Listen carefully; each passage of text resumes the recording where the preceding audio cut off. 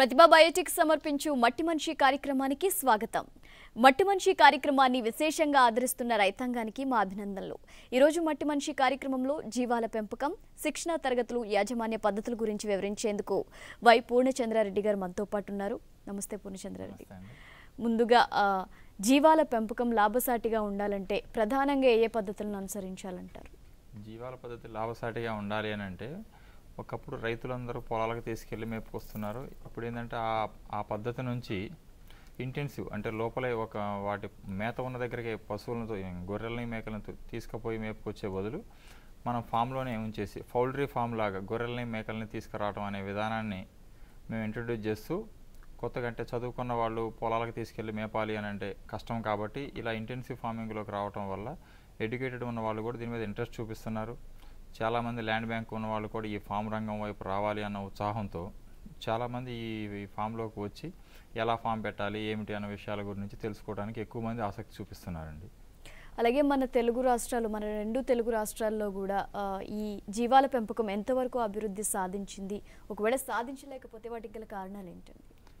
రెండు తెలుగు రాష్ట్రాల్లో కూడా ఇండియా వైజ్గా చూసుకుంటే గొర్రెల పాపులేషన్ బాగానే ఉన్నదండి. కాకపోతే ఉండే కొద్దిగా ఇది పెరుగుతుంది అని చెప్తున్నారు కానీ గవర్నమెంట్ లెక్కల ప్రకారం మాకు తెలిసినంత వరకు తరిగిపోతుందేమో అనిపిస్తుంది. ఎందుకంటే ఇలా పెంచుకునేటి వాళ్ళ పర్సంటేజ్ తగ్గిపోయింది. ఎందుకంటే ఇప్పుడు అంతా గ్లోబలైజేషన్ తోటి మిషనరీస్ వచ్చిన తర్వాత పొలాలు, చెలకలు ఇవన్నీ ఫారెస్ట్ ల్యాండ్స్ కానీ ఇవన్నీ కబ్జాకు గురైపోయి పశువులకి కానీ గొర్రెలకు కానీ మేకలకు కానీ పొలంలోకి వెళ్ళినప్పుడు మేత దొరకట్లేదు.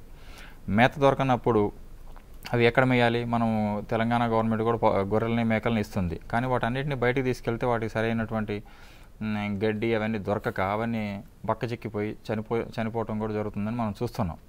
ఇవన్నీ మనం వెళ్ళాలి అని అంటే ఫస్ట్ యానిమల్స్ని ఇచ్చేయడం కంటే ముందు యానిమల్స్కి యొక్క ఫీడ్ అంటే ఫస్ట్ ఫీడ్ నెక్స్టే బ్రీడ్ అండి. అంటే ఫస్ట్ మేత లేనిది ఏ గొర్రెైనా మేకైనా పెరగదు. కాబట్టి ఫస్ట్ మేతని డెవలప్ చేయాలి. ఒక 10 ఎకరాలు ఉన్న రైతు సుమారుగా 1 ఎకరం అన్న పశుగ్రాసం కోసం కేటాయించాలి. దానికి ప్రభుత్వం నుంచి కూడా ఏమైనా బాగా సహాయ సహకారాలు అందిస్తే రైతులు దాని మీద ముందుకు వస్తారు. ఎందుకంటే సుమారు మనం ఒక 100 గొర్రెలు పెంచుకోవాలనుకోండి, ఒక గొర్రెల కాపరి పొలానికి వెళ్ళి వాటిని మేపే బదులు ప్రతి గొర్రెల కాపరికి మ్యాక్సిమం నాకు తెలిసి 2 ఎకరాలు 3 ఎకరాలు పొలం ఉండొచ్చు. ఆ 3 ఎకరాల్లో 1 ఎకరం పశుగ్రాసం పెంచుకొని ఆ పశుగ్రాసాన్ని తీసుకొచ్చి యానిమల్స్కి ఇస్తే వాళ్ళు సంవత్సరంలో సంపాదించే ఆదాయం కంటే ఇంకొక 30-40% ఎక్కువ సంపాదించడానికి అవకాశం ఉంటుంది. ఎందుకంటే ఈ వర్షాకాలం ఉంది, వర్షాలు తుఫాన్లు వచ్చినప్పుడు పొలానికి తీసుకెళ్ళి మేపాలి అని అంటే వాటికి పశుగ్రాసం ఉండదు, బక్కచిక్కిపోతుంటాయి. పిల్లలకి సరైన పశుగ్రాసం ఉండదు, ఎందుకంటే పిల్లలు 3 months దాకా పొలానికి తీసుకెళ్ళలేరు. అలాంటప్పుడు పశుగ్రాసాన్ని డెవలప్ చేయాలనేసరికి రైతులు ఏదో పంట వేసుకొని కమర్షియల్ క్రాప్స్ పత్తి కానీ మిర్చి కానీ వేసుకొని దాని మీద ఎక్కువ లాభపడవచ్చు అని ఆశతోటి అలాంటివి వేసుకొని కొంచెం నష్టపోతున్నారు. దానికంటే బెటర్ ఒక ఉన్న పొలంలో 1 ఎకరం కానీ 2 ఎకరాలు కానీ కోఫాయి కానీ ఇలాంటి ఏదైనా పశుగ్రాసాలు లెగ్గేము నాన్ లెగ్గేము 2 రకాల గడ్డిని పెంచుకొని ఆ గడ్డిని తీసుకొచ్చేసి ఉదయం నుంచి రాత్రి దాకా సాయంత్రం దాకా బయట తిప్పుకొచ్చినను ఈవినింగ్ ఇంటికి వచ్చినప్పుడు అంటే సెమీ ఇంటెన్సివ్ లాగా కొంత అనేది మనం దానాలాగా పశుగ్రాసాన్ని యాడ్ చేస్తే యానిమల్స్ బక్కచిక్కిపోకుండా బాగా పెరుగుతాయి, గ్రోత్ మంచిగా ఉంటుంది. అందువల్ల రైతులు ఎవరైనా గొర్రెల కాపర్లు కావచ్చు, ఎవరైనా పెంచుకునేటి వాళ్ళు డే టైంలో ఒకవేళ బయట తిప్పుకొచ్చి ఈవినింగ్ వచ్చినప్పుడు కూడా కొంత వాటికి పశుగ్రాసాన్ని ఇస్తే యానిమల్స్ మంచిగా పెరుగుతాయండి. అలాగే జీరో గ్రేజింగ్ విధానం అంటే వ్యయంతో కూడుకున్న విషయం. అంటే అసలు జీరో గ్రేజింగ్ విధానం అంటే ఏంటి, ఇది లాభసాటిగా మారాలంటే ఏం చేయాలంటారు? జీరో గ్రేసింగ్ విధానం అంటే ఇప్పటిదాకా మనం మాట్లాడుకుందండి ఏంటంటే బయటికి వెళ్ళకోకుండా సేమ్ పౌల్ట్రీ ఫామ్ లాగా వాటికి కావాల్సిన పశుగ్రాసాలన్నింటినీ పశుక్షేత్రంలోని మనమే డెవలప్ చేసి పప్పు దినుసులు ప్లస్ మాంసకృతులు అయినటువంటి 2 రకాల పశుగ్రాసాన్ని మనమే డెవలప్ చేసి వాటిని సంపాలలో గొర్రెలకి మేకలకి అందించాలి. దాన్ని జీరో గ్రేజింగ్ పద్ధతి అంటారు. అంటే వాటిని బయటికి తోలకపోవాల్సిన అవసరం ఉండదు.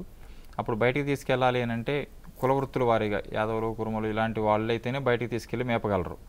అదే మనం జీరో గ్రేజింగ్ పద్ధతిలో అయితే చదువుకున్న వాళ్ళు కావచ్చు, ఎవరైనా అంటే దీంట్లో స్కిల్ వర్కర్ లేకపోయినా మనం ఈ ఫామ్స్ని మెయింటైన్ చేయొచ్చు. ఒక 2 ఎకరాలు 3 ఎకరాల పశుగ్రాసాన్ని డెవలప్ చేసుకుంటే ఒక 100 నుంచి 150 మేకలు కానీ గొర్రెలు కానీ పెంచుకోవచ్చు. దాంతో ఏంటంటే బయటికి ఉదయం నుంచి రాత్రి దాకా తిరిగి వచ్చి బక్కచిక్కిపోయి వాటికి పొలాల్లో ఎక్కడెక్కడో మురికి నీళ్లు తాగి మేత మంచిగా లేక వేరే పొలాల్లో ఏదన్నా పెస్టిసైడ్స్ అవి ఫెర్టిలైజర్స్ స్ప్రే చేసిన పశుగ్రాసాన్ని తిని అవి డిసీజ్ని బారిపడి చనిపోకుండా మనం ఒకే చోట పెట్టుకొని ఒకే చోట పెంచుకోవటం వల్ల ఏంటంటే వాటికి ఎనర్జీ కూడా లాస్ అవ్వదు. ఆ ఎనర్జీ లాస్ అవ్వనప్పుడు ఏంటంటే గ్రోతింగ్ బాగుంటుంది. యానిమల్స్ ఆటోమేటిక్గా లాభాల్లోకి వస్తాయి, ప్లస్ ఒకే చోట ఉండటం వల్ల ఫామ్లో మనకు వాటి యొక్క మొత్తం హిస్టరీ తెలుస్తుందండి. ఎందుకంటే అసలు ఏం ఫీడ్ తీసుకుంటుంది, ఎప్పుడు ఏది క్రాస్ అయింది, దాని ఏంది డిసీజులు తక్కువ ఉంటాయి. బయటకు వెళ్ళటం వల్ల ఏమైందంటే మన గొర్రెలే కాకుండా మన ఊర్లో ఉన్నటువంటి అన్ని గొర్రెలతో పాటు కలుస్తుంటాయి కాబట్టి వైరల్ డిసీజెస్ ఇవన్నీ కొంచెం ఎక్కువ వచ్చే అవకాశం ఉంటుందండి చిన్న జీవాల్లో. దాన్ని మనం ఇంటెన్సివ్ ఫార్మింగ్లోకి రావాలి ఫ్యూచర్లో. ఎందుకంటే మీకు చెలక అనేది అసలు మర్చిపోయాం. చేను చెలకలాగా ప్రతి రైతు చెలక అనేది కొంత కూడా ఉంచట్లేదు. ఎక్కడ మనకి చెరువు కట్టలు ఇలాంటి రోడ్ల పక్కన కూడా పశుగ్రాసాలు అనేది నాకు తెలిసి ఎక్కడ కనిపించట్లేదు. గొర్రెల కాపర్లు చాలా ఇబ్బంది పడుతున్నారు. ఎందుకంటే మేము విలేజ్కి వెళ్ళినప్పుడు చెప్తుంటారు ఇక్కడ పశుగ్రాసాలు కానీ ఎక్కడ అసలు పొలాలు లేవన్న రైతులు ఎవరో. ఒకసారి మనం పాత రోజుల్లో చూసుకుంటే పంట అయిపోయిన తర్వాత ఒక 2 నెలలు 3 నెలలు మళ్ళీ గొర్రెలో మేకలో మేసేయి. కానీ ఇప్పుడు అంతా ట్రాక్టర్స్ ఇవన్నీ వచ్చిన తర్వాత పంట అయిపోయిన నెక్స్ట్ డేనే పొలాన్ని దున్నేస్తున్నారు. ఆటోమేటిక్గా ఏమవుతుందంటే వాటికి పశుగ్రాసాలు దొరకట్లేదు. కాబట్టి ఆ ప్రాబ్లం నుంచి బయటపడి ఈ జీరో గ్రేజింగ్ పద్ధతిలోకి వచ్చి పశుగ్రాసాన్ని మనమే డెవలప్ చేసుకొని దాన్ని మనం లాభాల్లోకి వెళ్ళాలి అంటే కంపల్సరీ ఇంటెన్సివ్ ఫార్మింగ్లోకి అందరు రావాల్సిందే. దానికి ఏంటంటే ఏదైనా వ్యాక్సినేషన్ షెడ్యూల్ కానీ ఇవన్నీ మనం పర్ఫెక్ట్గా పాటించడానికి అవుతుంది ఇంటెన్సివ్ ఫార్మింగ్లో. ప్లస్ చదువుకున్న వాళ్ళు కూడా గవర్నమెంట్ ప్రభుత్వం మీద ఆధారపడకోకుండా ఏదో ఉద్యోగాలు రాకపోయినా ఒక 4 ఎకరాలు 5 ఎకరాలు ఉంటే ఇంటి దగ్గర పేరెంట్స్ని చూసుకుంటూ మనం కూడా ఈ ఫీల్డ్ని చేసుకోవచ్చు. ఎక్కడికో పోయి మనం డిపెండ్ అయ్యేదో ప్రైవేట్ ఉద్యోగం 20,000 30,000 చేసే బదులు ఒక 100-150 గొర్రెలు కానీ మేకలు కానీ పెంచుకుంటే ఎక్కడో ప్రైవేట్ ఉద్యోగం 20,000-30,000కి శాలరీ మీద పనిచేసేది బదులు మన దగ్గర మనం ఒక 100 గొర్రెలు పెంచుకున్నాం అనుకోండి, నెలకు ఒక 20,000-30,000 లాభం రావచ్చు. అలా చేసుకుంటూ వెళ్తే బాగుంటుంది అన్నది మా ఐడియా. రైట్. అలాగే మీరు ఈ జీవాల పెంపకం గురించి శిక్షణ తరగతులు ఇస్తున్నట్టుగా తెలిసింది. అంటే ఏ టైమింగ్స్లో ఇస్తున్నారు? మిమ్మల్ని సంప్రదించాలంటే మీ ఫోన్ నెంబర్ అడ్రస్ కూడా తెలియజేయండి. ఓకే అండి. ఇప్పుడు ఈ జీవాల గురించి శిక్షణా తరగతులు అనేది ఎందుకు పెట్టామంటే మేము ఇది లాస్ట్ 2 years బట్టి చేస్తున్నామండి. నేను ఈ 10 years బ్యాక్ ఈ ఫార్మింగ్లోకి రానప్పుడు అసలు అంటే నేను ఆటోమొబైల్ ఫీల్డ్ నుంచి ఈ ఫార్మింగ్కి వచ్చినప్పుడు ఎక్కడ అసలు మన తెలంగాణ పశు వైద్యాధికారులు కానీ ఎవరిని కలిసినో అసలు దీని గురించి మన తెలంగాణలో ఆంధ్రాలో ఫామ్సే లేవని చెప్పారు. బయట పక్క రాష్ట్రాలకు వెళ్ళి చూసి వచ్చి అసలు ఫామ్ని ఎలా పెట్టాలి, ఏం చేయాలి, షెడ్లు ఎలా ఉండాలి, వాటికి ఎటువంటి పశు గ్రాసాలని డెవలప్ చేయాలి, వాటి మేత తొట్లు ఎలా ఉండాలి, నీళ్ళ తొట్లు ఎలా ఉండాలి, ఒక గొర్రెకి షెడ్ ఎంత ఉండాలి, ఓపెన్ ప్లేస్ ఎంత ఉండాలి, వాటికి వర్కర్స్ ఏ టైంలో ఫీడ్ ఇవ్వాలి, వాటి వ్యాక్సినేషన్ షెడ్యూల్ ఏంది అనేది మొత్తం పక్క రాష్ట్రాల్లో తెలుసుకొని వచ్చిన తర్వాత దాన్ని ఇక్కడ మేమే పెట్టి ఒక 5-6 years నడిపినాము. ఫస్ట్లో పెట్టినప్పుడు మాకు కూడా చాలా కొన్ని ప్రాబ్లమ్స్ వచ్చినాయి. వాటన్నిటిని ఒక్కొక్కటి అధిగమించుకుంటూ ఇవాళ మేమే ఒక మంత్లీ ఒక 500 నుంచి 600 మందికి ట్రైనింగ్ ఇస్తున్నాము. ప్రతి నెల ట్రైనింగ్ ఉంటుందండి. ప్రతి నెల మొదటి ఆదివారం ఉంటుంది, మ్యాక్సిమం మొదటి ఆదివారం ఉంటుంది. ఆ మొదటి ఆదివారం ఏమైనా పొంగల్స్ ఇలాంటివి ఏమైనా వస్తే సెకండ్ వీక్ కానీ పెడుతుంటాము. ఎవ్రీ మంత్ ఇప్పుడు నెక్స్ట్ వచ్చే 5వ తారీఖున ఆగస్టు 5వ తారీఖున ఆదివారం రోజు ట్రైనింగ్ ఉందండి. మా ఫాము యాక్చువల్గా ఒక 10 years బ్యాక్ ఏమో ఖమ్మంలో పెట్టాము. ఖమ్మం జిల్లా ఎరుపాలెం మండలం భీమవరం గ్రామంలో. అది చాలా దూరం అయిపోయింది. అంటే మన తెలంగాణకు ఒక ధరణ అయిపోయింది. అక్కడ ట్రైనింగ్స్ కానీ ఏమన్నా చేయాలంటే కొంచెం ఇబ్బందిగా ఉందని మళ్ళీ ఇక్కడ హైదరాబాద్ దగ్గరలో రంగారెడ్డి జిల్లా మొయినాబాద్ మండలం తోలుకట్ట గ్రామంలో ఒక ఫామ్ను స్థాపించాం 13 ఎకరాల ల్యాండ్లో. ఇక్కడ మీకు ఒక బ్రీడింగ్ యానిమల్స్ ఒక 500 యానిమల్స్ ఉంటాయి. అన్ని రకాల 10 రకాల గొర్రెలు మేకలు అన్నీ ఉంటాయి. వాటిని ఇక్కడ డ్రై ఫీడ్ అంటే టోటల్ డ్రై ఫాడర్ తోటి ప్లస్ సైలేజ్ గ్రీన్ ఫాడర్ మా దగ్గర ఒక 3 రకాల పశుగ్రాసాలు ఉంటాయి. వాటన్నిటిని మేమే డెవలప్ చేసాం. ప్లస్ ఈ పబ్లిక్ వస్తే ట్రైనింగ్ ఎక్కడి నుంచో ఆంధ్ర, తెలంగాణ, కర్ణాటక, మహారాష్ట్ర 4 రాష్ట్రాల నుంచి వస్తుంటారు ట్రైనింగ్కి. వాళ్ళకి ఇక్కడ ట్రైనింగ్ అని పిలిచినప్పుడు వర్షం కానీ ఏమైనా వస్తే ట్రైనింగ్ ఇవ్వడం ఇబ్బంది అవుతుంది. మళ్ళీ ఒక 15 నుంచి 20 లక్షలు ఖర్చు పెట్టి మా సొంత మనీ డబ్బులతోటి ట్రైనింగ్ హాల్ని ఏర్పరచుకొని అదే ట్రైనింగ్ హాల్లో శిక్షణ ఇవ్వడం జరుగుతుంది. ఆ శిక్షణకి మాకు పశుసంవర్ధక శాఖ అధికారులు తెలంగాణ నుంచి మరియు ఎన్ఆర్సీఎం సైంటిస్టులు వీళ్ళు కూడా ఉచితంగానే ట్రైనింగ్ ఇవ్వడానికి ఆ రోజు వస్తుంటారు. వారి యొక్క అనుభవాలు ప్లస్ మా యొక్క ప్రాక్టికల్ నాలెడ్జ్ని అన్నిటినీ కలిపి రైతులకి అసలు ఈ ఫామ్ని ఎలా పెట్టుకోవాలి, ఎలా పెట్టుకుంటే ఏమొస్తుంది, మీ దగ్గర ల్యాండ్ బ్యాంక్ ఎంత ఉంది, మీ దగ్గర వాటర్ సోర్స్ ఉందా లేదా, మీరు మనుషులు ఎంతమంది పని చేయగలరు, ఫైనాన్షియల్గా మీరు ఎంత పెట్టగలరు అన్నీ వాళ్ళ ఎంత ఒకసారి మాట్లాడి వాళ్ళతో ఫేస్ టు ఫేస్ మాట్లాడిన తర్వాత ఎలా పెట్టుకోవాలి ఏందన్న దాని మీద శిక్షణా తరగతులు అన్నీ వివరిస్తామండి. రైట్ అండి. మిమ్మల్ని సంప్రదించాలంటే మీ ఫోన్ నెంబర్స్ అలాగే ఈ శిక్షణా తరగతుల్లో మెయిన్గా మీరు ఏ విషయాలపై ఫోకస్ చేయడం జరుగుతుంది? ఈ శిక్షణా తరగతులకు ఎవరైనా రాదలుచుకుంటే నా మొబైల్ నెంబర్ 9949332343 9949333343 నా నెంబర్కి కాల్ చేసి రావచ్చు ఎవరైనా శిక్షణా తరగతులకు. ఈ శిక్షణా తరగతులకి మేమేమి కమర్షియల్ లాగా ఛార్జెస్ చేయం. జస్ట్ వాళ్ళకి ఫుడ్ ఎక్స్పెండిచర్ అంటే ఫుడ్ వాళ్ళకి వచ్చిన వాళ్ళకి టిఫిన్స్ లంచ్ అవన్నీ అక్కడే ప్రొవైడ్ చేస్తాం. ఆ ఫుడ్ ఎక్స్పెండిచర్ ఒక 500 రూపీస్ ఒక్కొక్క మనిషి పే చేయాల్సి ఉంటుంది. అంతేనండి.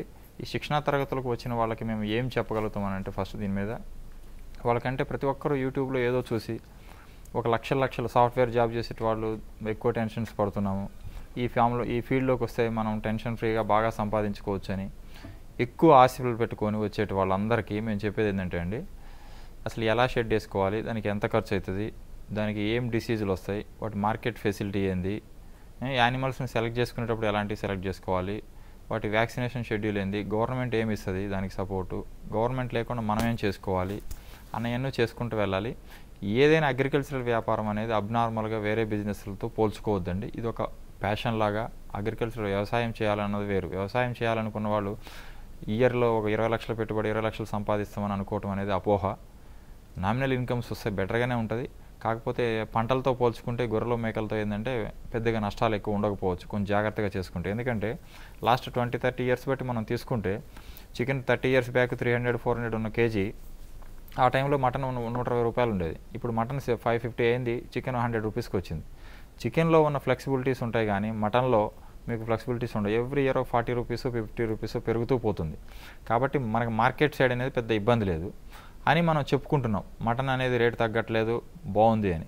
కానీ మనము యానిమల్స్ని పెంచి అమ్మినప్పుడు దళారులు కొనుక్కెళ్ళి వాళ్ళు మీట్ షాపులు అమ్ముకొని ఎక్కువ లబ్ధి పొందేది వాళ్ళేనండి. అలా కాకుండా మనమే ఒక సంఘటితంగా ఒక సొసైటీలాగా ఏర్పడాలి. మన యానిమల్స్ని మనమే అమ్ముకోవాలి. మనం అంటూ ఇప్పుడు చికెన్కి వాళ్ళ రేటు ఫిక్స్ చేస్తున్నారు. లైవ్ వెయిట్ అయితే ఇంత, స్కిన్లెస్ ఇంత, విత్ స్కిన్ ఇంత అని. అలానే మన యానిమల్స్ని కూడా షీప్ అయితే ఇంత, గోట్ అయితే ఇంత, లైవ్ వెయిట్ ఇంత, మటన్ కాస్ట్ ఇంత అన్నది మనం డిసైడ్ చేసుకునే పరిస్థితికి రావాలి అంటే ఈ షీప్ అండ్ గోట్ ఫార్మర్స్ అందరూ కూడా ఒక అసోసియేషన్ లాగా మేమే ఏర్పరిచాము. అసోసియేషన్ లాగా ఫామ్ చేసాము. లాస్ట్ 2 ఇయర్స్ బట్టి నడిపిస్తున్నాము. ఇంకా దీన్ని స్ట్రెంథెన్ చేసి పేపర్ రేట్ని మనమే డిక్లేర్ చేసుకునే విధంగా తీసుకురాగలిగితే ఈ షీప్ అండ్ గోట్ రంగం కూడా ఇంకా ముందుకు వెళ్ళడానికి అవకాశం ఉంటుందండి. అలాగే జీవాల పెంపకం విషయంలో ప్రభుత్వం నుంచి మీకు ఇప్పటి వరకు ఎటువంటి సహకారం వచ్చింది, ఇంకా ఎటువంటి సహకారం రావాలంటారు? జీవాల రంగంలో ప్రభుత్వం నుంచి ఇప్పుడు దాకా వచ్చిన సహకారం అయితే పెద్దగా చెప్పుకోదగ్గ సహకారం లేదండి. ప్రభుత్వం గొర్రెలు మేకలకి ఇన్ని కోట్లు నిధులు ఇచ్చింది, రుణాలు ఇస్తారని చెప్తారు. కానీ ఏ బ్యాంక్ దగ్గరికి వెళ్ళినా హైదరాబాద్లో కానీ అమరావతిలో కానీ మీకు ఇల్లుందా, ఆ ఇల్లుంటే ఆ ఇంటిని మార్టిగేజ్ చేయండి రుణం ఇస్తాం అంటారు తప్ప గొర్రెలకు పెంచుకునే వాళ్ళు నిరుద్యోగులకి హైదరాబాద్లో ఇల్లుంటే వాడు నిరుద్యోగి ఎందుకు అవుతాడంటే ఇల్లు రెంట్కి ఇచ్చుకున్నా కూడా ఒక జాబ్ హోల్డర్ లాగా జాబ్ వస్తుంది, శాలరీ వచ్చినట్టు వస్తుంది రెంట్. సిటీలో ప్రాపర్టీ ఉంటే తప్ప ఏ బ్యాంకరు లోన్ ఇవ్వడానికి ఇంట్రెస్ట్ చూపెట్టలేదు. ఎందుకంటే ఈ షీప్ అండ్ గోట్ ఇంతకుముందు పెట్టిన వాళ్ళు కావచ్చు, పెట్టాల్సిన వాళ్ళు కానీ ఎవరైనా లోన్స్కి వెళ్ళాలి అని అంటే మాత్రం చాలా ఇబ్బందిగా ఉందండి. లేదా ఆ బ్యాంక్ వాళ్ళు మనకి ఎంత తెలుసున్నా కూడా కంపల్సరీ మార్టిగేజ్ ప్రాపర్టీని, టౌన్ ప్రాపర్టీస్ని అడుగుతున్నారు. అలా కాకుండా వ్యవసాయ పొలాలను కూడా బేస్ చేసి రుణాలు ఇవ్వగలిగితే ఇంకా నిరుద్యోగులు ఈ రంగం వైపు రావడానికి అవకాశం ఉంటుంది.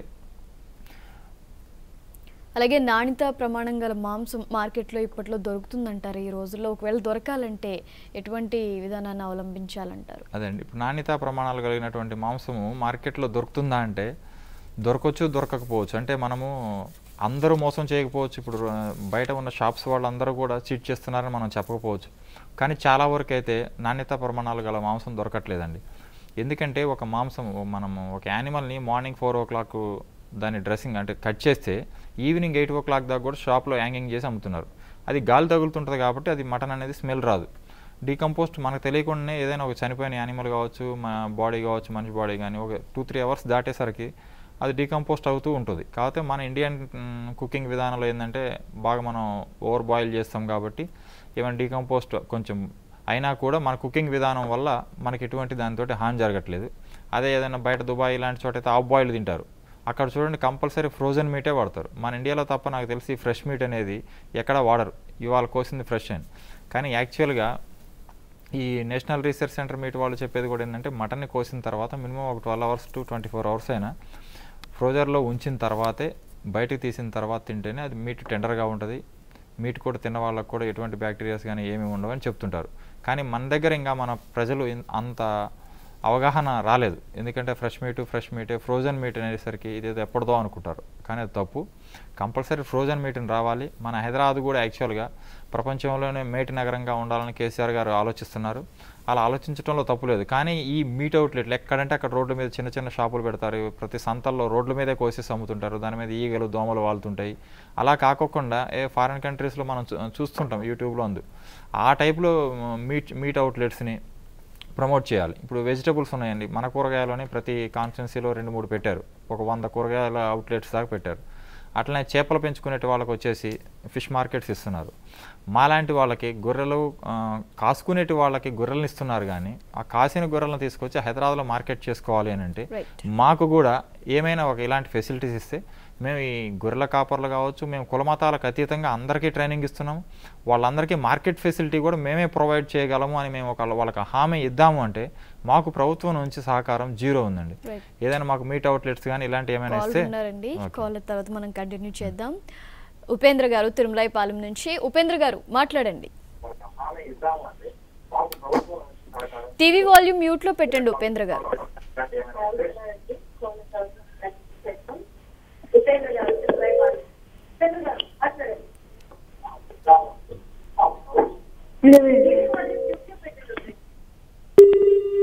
హలో, రైట్ అండి, కాల్ కట్టేనట్టుంది. ఈ జీవాల పెంపకం, పశుగ్రాస ప్రాధాన్యం, అలాగే ఏ విధమైన పశుగ్రాస రకాలను మనం వాడాలి, అదేవిధంగా దిగుబడి విత్తనాలు దొరికే స్థలాల గురించి కూడా తెలియజేయండి.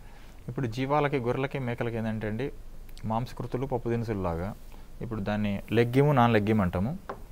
నాన్ లెగ్గిమ్ వచ్చేసి కో4 కానీ కో5 కానీ ఏపీబీ అని కానీ సూపర్ నేపియర్ కానీ ఇవన్నీ మొక్కజొన్న కానీ ఇవన్నీ నాన్ లెగ్గిమ్ జాతి కిందకు వస్తాయండి. అది లెగ్గిమ్ జాతికి వచ్చేసరికి ఎడ్జ్ లూసన్ కానీ లూసన్ కానీ అవిసె కానీ వస్తాయి.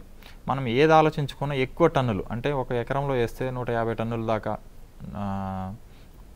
పశుగ్రాసం రావాలి. అదే ఎడ్జ్ లూసన్ వచ్చేసి 60 నుంచి 70 టన్నుల మేత. ఏది ఎక్కువ వస్తుంది, హై ప్రోటీన్ ఏది ఉంటుంది, న్యూట్రిషన్ వాల్యూస్ ఏది ఉంటాయి అన్నది చూసుకొని వాళ్ళకి ఏది కావాలన్నా మనము గ్రాస్ కావాలంటే వాటికి సూపర్ నేపియర్ కానీ ఏదైనా కో5 కానీ గ్రాస్ కావాలంటే స్ట్రిప్స్ని సప్లై చేస్తాం.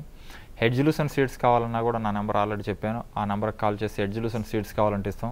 వాటిని ఎలా ప్లాంటేషన్ చేసుకోవాలన్నది కూడా మా ఫామ్లో ప్రాక్టికల్గా వాళ్ళు చూడొచ్చు. చూసి సేమ్ విధానంతో సీడ్స్ తీసుకుపోయి షో చేసుకొని అవి పెరిగిన తర్వాత ఎలా కట్ చేయాలి ఏంటన్నది టోటల్ వాళ్ళకి అంటే ఒక పశుగ్రాసాన్ని ఎలా పెంచాలి, దాన్ని ఏ స్టేజ్లో కట్ చేయాలి, ఏ టైంలో ఏం ఫీడ్ ఇవ్వాలి, మార్నింగ్ ఏమి ఇవ్వాలి, ఆఫ్టర్నూన్ ఏమి ఇవ్వాలి, ఈవినింగ్ ఏమి ఇవ్వాలి అన్నదంతా వాళ్ళకి టోటల్ ఎల్కేజీ నుంచి పీజీ దాకా అంటే ఈ షీప్ అండ్ గోట్ ఫార్మింగ్లోకి వచ్చేటి వాళ్ళకి 0 నాలెడ్జ్ తోటి వస్తారు. వాళ్ళని పీజీ చేసి ఎగ్జామ్లో పాస్ అయ్యేదాకా తీసుకెళ్లాల్సిన బాధ్యతని మా మీద వేసుకొని మేము చేస్తూ పోతున్నాం.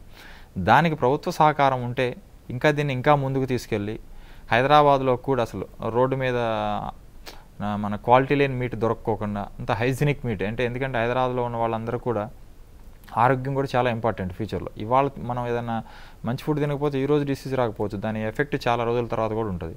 ఎందుకంటే మనం అవన్నిటిని కంపల్సరీ ముందు జాగ్రత్తగా ఆలోచిస్తూ మన ప్రభుత్వం దీని మీద కొంచెం శ్రద్ధని కనుక కేటాయిస్తే మాలాంటి వాళ్ళు ఈ గొర్రెలు కాపర్లందరికీ కూడా ప్రభుత్వం ఇచ్చినటువంటి యానిమల్స్ పెంచుకుంటున్నారు. వాళ్ళు మళ్ళీ అమ్ముకునేసరికి దళారులకు అమ్ముకొని నష్టపోతున్నారు. అలా కాకోకుండా వాళ్ళు మంచి ప్రైజ్కి వాళ్ళ దగ్గర నుంచి మేము తీసుకొచ్చి వినియోగదారులకు కూడా మంచి మాంసం ఇవ్వడానికి అవకాశం ఉంటుందండి. అలాగే వ్యాధులు రాకుండా తీసుకోవాల్సిన జాగ్రత్తలు, అదేవిధంగా వ్యాధి నివారణ టీకాల గురించి వివరించండి. వ్యాధులు రాకుండా అంటే ఈ వర్షాకాలం ఉన్నదనుకోండి, బయటికి వెళ్ళినప్పుడు ఏమైందంటే వర్షాలు బాగా ఉన్నప్పుడు బురదలో నడుచుకుంటూ వెళ్తాయి కాబట్టి కాలు గిట్ల మధ్యలో పుండ్లు అవుతుంటాయి. Plus viral disease bad water కనుక తాగటం వల్ల మూతి పుండ్లు అవుతుంటాయి. వాటన్నిటికీ వ్యాక్సిన్స్ ఉన్నాయండి. ప్రభుత్వం మన తొలకరకి ముందు ఇచ్చేదని వీటీ వ్యాక్సిన్ అని పీపీఆర్ వ్యాక్సిన్ అని వీటన్నిటికీ వ్యాక్సిన్స్ కంపల్సరీ చేసుకోవాలి. ఏదైనా ఒక మందలో ఒక యానిమల్కి ఏదైనా ప్రాబ్లం వచ్చిందనుకోండి, దాన్ని మంద నుంచి పక్కన పెట్టి లోకల్లో ఉన్నటువంటి పశు వైద్యుని సంప్రదించి దానికి ఏమంటే ట్రీట్మెంట్ చేసి దాన్ని తగ్గేదాకా మళ్ళీ పొలానికి తీసుకెళ్ళకోకుండా ఉంచడం అనేది ఇప్పటిదాకా గొర్రెల కాపర్లు చేస్తున్నటువంటి పని. మేమేంటంటే అండి బయటికి పోవటం వల్ల డిసీజులు వస్తాయి. అదే ఇంటెన్సివ్ ఫార్మింగ్లో అలాంటి ప్రాబ్లమ్స్ పెద్దగా ఉండవు. ఎందుకంటే అంటువ్యాధులు ఇవన్నీ వచ్చే అవకాశమే ఉండదు. ఎందుకంటే మనవి బయటికి వెళ్ళవు. బయట ఉన్నటువంటి అట్మాస్ఫియర్ కానీ ఆ వాతావరణంలో తిరిగి కలుషితమైన నీరు కలుషితమైన మేతని తీసుకోవు కాబట్టి వాటికి ఎటువంటి డిసీజులు రావు. అయినా కూడా ఇంటెన్సివ్ ఫార్మింగ్లో ఉన్నా కూడా వైరల్ డిసీజులు అంటే ఇప్పుడు మనం ఒక ఫామ్ పెట్టాము, ఆ విలేజ్లో ఏదైనా యానిమల్స్కి ఏదైనా ప్రాబ్లం వస్తే మనకు కూడా వచ్చే అవకాశం ఉంటుంది. కంపల్సరీ ఫార్మింగ్లో ఉన్నటువంటి వాళ్ళు కూడా ఫామ్లో పెట్టుకున్నటువంటి వాళ్ళు కూడా కంపల్సరీ వ్యాక్సినేషన్ షెడ్యూల్ని పాటించాల్సిందే. ఎవ్రీ మంత్ ఏం వ్యాక్సిన్ వేయాలి, ఎప్పుడు డీవార్మింగ్ చేయాలి అనేది కంపల్సరీ దాన్ని తెలుసుకొని దాని ప్రకారం చేసుకోవాల్సిందే. ప్రతిసారి డీవార్మింగ్ చేసుకునేటప్పుడు వాటి ఫీకల్ శాంపిల్ అంటే వాటిని తీసుకెళ్ళి మన మండలంలో ఉన్నటువంటి పశు వైద్యాధికారితో మైక్రోస్కోప్తో టెస్ట్ చేయించుకొని వాటికి ఎటువంటి వామ్స్ ఉన్నాయి, వాటికి ఎటువంటి డీవార్మింగ్ ఇవ్వాలి, ప్రభుత్వం నుంచి వచ్చిన డీవార్మింగ్ ఏంటి, మన యానిమల్స్లో ఉన్న వామ్స్ ఏంటి, అంటే మన యానిమల్స్లో ఉన్నటువంటి వాటికి ప్రభుత్వం ఇస్తున్నటువంటి మందు ఇప్పుడు పనిచేస్తుందా లేదా అని అన్నది పశు వైద్యుని అడిగి తెలుసుకొని గవర్నమెంట్ ఇచ్చేటువంటి డీవార్మింగ్ అనివ్వచ్చు, లేకపోతే బయట మార్కెట్లో మనమన్నా కొనుక్కొచ్చుకొని డీవార్మింగ్ ఇచ్చుకోవాలి.